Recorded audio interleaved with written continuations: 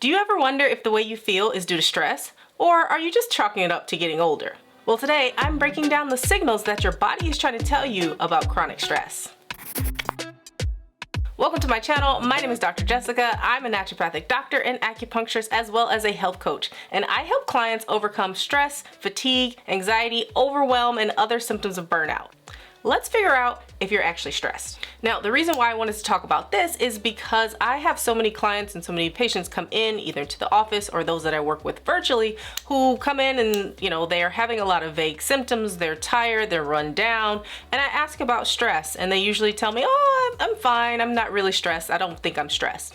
And then I tease out a little bit more about they're having difficulty sleeping, they're gaining weight very easily.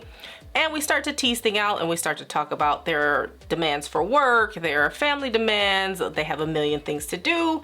And eventually it helps them to realize that they are actually stressed. So let's talk a little bit more about types of stress and how to identify if stress is causing some of your symptoms. When thinking about if stress is a factor, I like to break down first the different types of stress. I like to say there's 3 different flavors: physical, chemical, and emotional stress. First, let's talk about physical stress. I think we all can pretty much define what this is. This has to do with physically tiring out your body, physically putting a lot of strain on your body. So this could be anything from overtraining when you exercise. Remember, exercise is actually good, but overdoing it will put a lot of stress on the body and can be very detrimental. We could also talk about the physical stress of whatever type of job you might have. Say for instance, you're a construction worker, or you're a nurse who's running around a lot, or you're a massage therapist who's constantly using their body. All of these are different types of physical stress on the body. And physical stress like this can cause things like joint and muscle pain, muscle aches, soreness, fatigue, and just an overall sense of tiredness. Now, another type of stress is chemical stress. Now, this can come from things like your environment. So if you live in an area with a lot of pollution, a lot of smog, if you smoke, or if you drink too much alcohol, all of these are chemical versions of stress that put a lot of strain on the system as well. That chemical stress can also come in the form of toxins from your food. So think about the too much mercury in different types of fish, lots of herbicides or pesticides in your food or in your vegetables as well. And the third flavor of stress I like to talk about is emotional stress. And again, I think we can all identify with this. This is things like dealing with stress with your family, your relationships, your job is usually a really big one, not to mention the worldwide pandemic we've been going through over the last little bit. All of which are emotional stressors that your body has to deal with, and it can cause all types of symptoms. So let's dive in a little bit deeper into the different types of symptoms you might be presenting with. So common physiological signs of stress are things like elevated heart rate or tachycardia. That can often result in things like panic attacks. Also something like high blood pressure or elevated blood pressure can be an indication of chronic stress, or it can be caused by chronic stress. Now, a lot of people will come into the office or work with a lot of clients who just say, oh, I just must be getting older. Now, just because you're getting older does not mean that you have to feel tired all the time. And this is one of the crucial things about stress, is that it really can make you feel really tired, really fatigued, and even feeling overwhelmed. And it's really important to identify whether it's coming from stress or whether it's coming from some other type of factor in your life. Now, working with your provider, you should be able to eliminate typical causes of fatigue, things like poor sleep, things like anemia, and other kind of red flag conditions. And speaking of poor sleep, another sign of chronic stress is poor sleep. Now, I talk a lot about cortisol on this channel, and cortisol, when it's really high, and it's chronically high, I should say, from prolonged exposure to stress, it will interfere with your sleep-wake cycle. When there's too much cortisol produced, that means we're not going to produce enough melatonin. Now, melatonin, again, is that hormone that helps regulate our sleep-wake pattern. So, too much cortisol, not enough melatonin, poor sleep. And when I say poor sleep, I mean things like difficulty falling asleep, difficulty staying asleep, or just not getting good quality sleep. If you want to know more about cortisol and its effects, I have a video. I will leave the link around here. So be sure to check that out.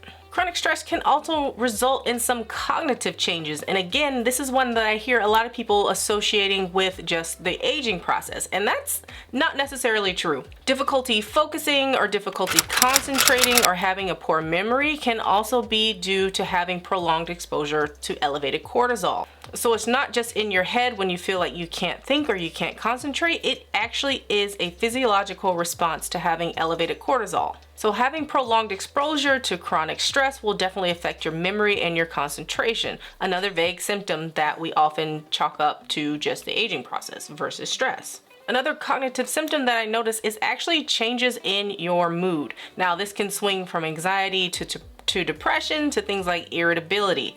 When we are chronically stressed, we have hormones such as epinephrine and norepinephrine or adrenaline that are released into the body. They can cause these kind of heightened states or these swings from various moods. I'm pretty sure you've noticed that when you start to feel really stressed, you start to get short or quick-tempered or very impatient. And that is one of the signs that you are chronically stressed. Another aspect that I briefly touched on, especially when talking about physical stress, is joint and muscle pain. In acute stress response, or in our normal kind of stress response, when we get stressed and then we deal with the problem and it goes away, cortisol actually is released and it helps to actually reduce inflammation. That's why we use things like steroid shots for things like knee injections or other types of injections for pain. However, the problem comes when stress is prolonged and our HPA axis starts to get a little bit out of whack. And then we actually see a reduction in the amount of cortisol when we have a prolonged stress response. Now, this can lead to increasing types of pain or having more joint and muscle pain, or it can even intensify the type of pain that was already present. There have been quite a few studies linking stress and pain levels as well. Another symptom you might be experiencing if you are chronically stressed are problems with your GI system. Now, this can vary from diarrhea to constipation to just abdominal pain, poor digestion, or other sorts of vague symptoms. There's a whole category of kind of stress-related illness that we call IBS, and that can be IBS-C or IBS-D or a mixed type.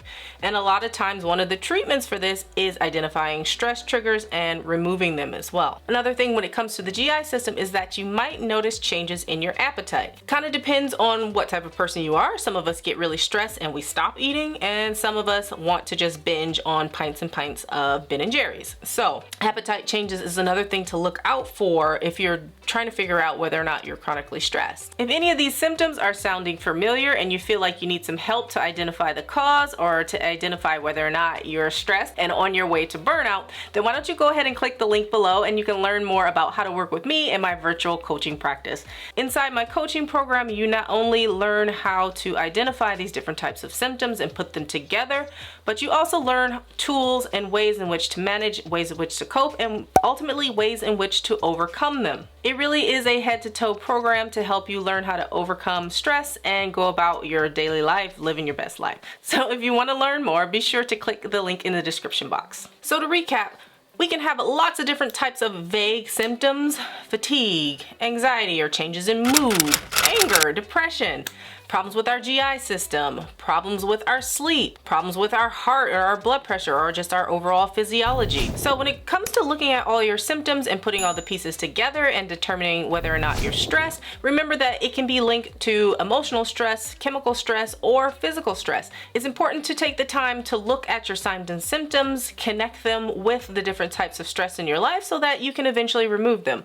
And remember, as you're putting these signs and symptoms together and linking them to different types of stress, just know that everybody is unique and everybody presents a little bit differently. Now, if you want to know about what to do about these different types of stress and how to start to eliminate them for your life or how to reduce your response to them, then be sure to tune into the next video because I'm going to share with you my solutions for dealing with stress, dialing back your response, and how to start to eliminate some of these symptoms. All right, I will see you in the next video.